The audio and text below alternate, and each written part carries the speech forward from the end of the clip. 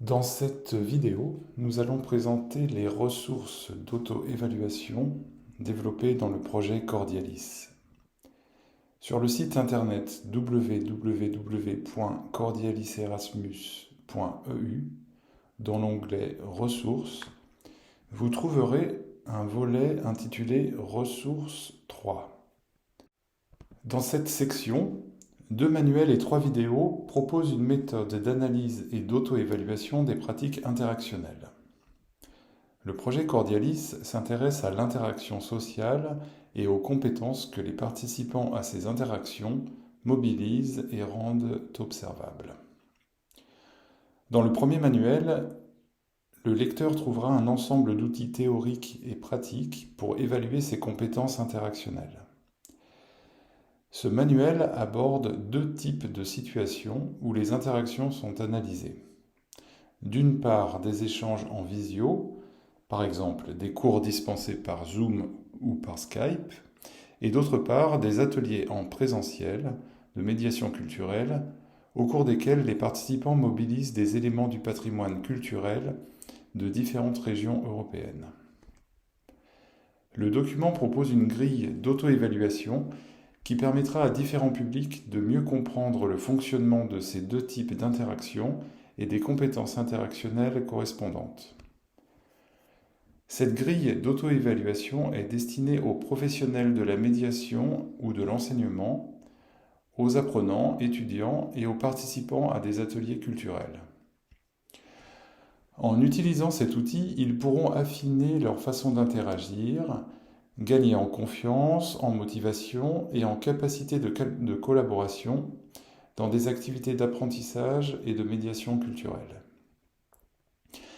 Le lecteur trouvera une liste des compétences interactionnelles que l'équipe Cordialis a identifiées au cours d'activités qu'elle a organisées en Finlande, en France, en Italie et en Lituanie, autour du patrimoine culturel et de l'apprentissage de langues secondes. Les compétences des animateurs et des participants sont présentées séparément et chaque compétence est décrite en détail.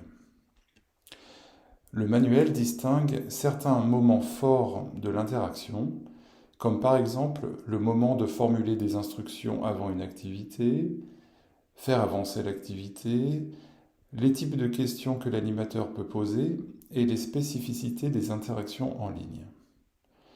De même, pour les participants, négocier le cadre de la participation, collaborer avec les autres, soit en co-construisant des réponses, soit en exprimant son désaccord ou en sollicitant de l'aide, constituent des compétences qui méritent d'être affinées dans la médiation culturelle ou l'apprentissage de langue.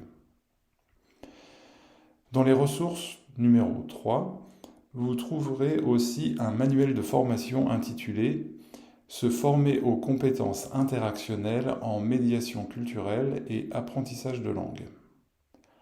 Dans ce document, le lecteur va découvrir une méthode pour analyser les pratiques interactionnelles dans des activités de médiation culturelle et d'apprentissage de langue.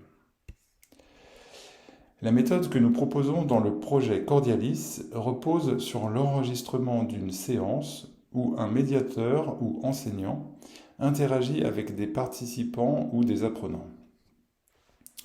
Grâce à l'enregistrement, les participants peuvent analyser la façon dont ils ont agi et en tirer un enseignement en vue d'améliorer leur pratique. Dans ce manuel, une description technique et détaillée guidera le lecteur pour déterminer les cadres de l'analyse des interactions enregistrées, apprendre à observer et analyser les vidéos, et finalement identifier des compétences interactionnelles. Ce manuel peut être utilisé en complément du manuel Cordialis d'auto-évaluation que nous avons présenté au début de cette vidéo. Dans la section des ressources numéro 3, vous trouverez enfin 3 vidéos. La première permet d'apprendre à évaluer ses compétences interactionnelles dans différentes situations, en ligne et en présentiel, en lien avec la médiation du patrimoine culturel local des régions. Une série de conseils complète cette présentation. La deuxième vidéo aide à se former aux compétences interactionnelles et complète la vidéo précédente. Elle présente des cas concrets d'analyse et d'évaluation de compétences interactionnelles. Enfin, la troisième vidéo accompagne ceux qui souhaitent améliorer leur pratique professionnelle dans la gestion de projet grâce à une meilleure compréhension de leurs compétences interactionnelles, en identifiant les sources de conflits ou de malentendus, en améliorant leurs compétences de collaboration, leur prise de décision, ou encore en identifiant les prochaines tâches à accomplir. Ces 5 outils permettront à leurs utilisateurs d'apprendre à auto-évaluer leurs compétences interactionnelles et affiner leur collaboration dans des situations d'apprentissage ou dans leurs interactions professionnelles.